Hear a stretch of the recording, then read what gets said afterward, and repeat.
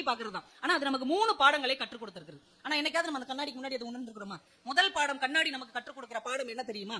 நாம முன்னாடி நின்னோம்னா நம்ம குறைகளை அப்படியே சுட்டி காட்டும். கூட்டியும் காட்டாது, குறைச்சும் காட்டாது. என்ன குறையோ அதை அப்படியே காட்டும். இது மூலமா நமக்கு என்ன தெரியுது? நம்ம சொந்தக்காரங்கிட்டயோ நண்பர்கள்ட்டயோ ஒரு குறை இருந்தா உள்ளதை உள்ளபடியா சுட்டி காட்டும்.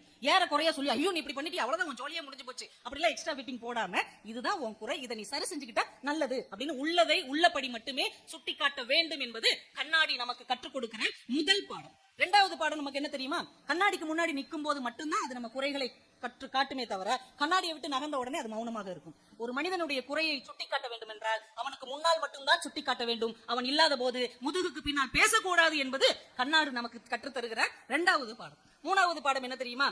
கண்ணாடி குறைகளை நமக்கு சொல்லும் போது யாராவது கல்லெடுத்து கண்ணாடி மேல எரிஞ்சிருக்கிறோமா? நீ எப்படி என் மூஞ்சை இப்படி காட்டலாம் அப்படின்னு கண்ணாடி மேல வாங்கி ஒரு குத்து குத்தி இருக்கோமா? கோவப்பட்டிருக்கோமா? எரிச்சல் பட்டிருக்கோமா? அது மாதிரிதான் யாராவது நம்முடைய குறைகளை சொன்னா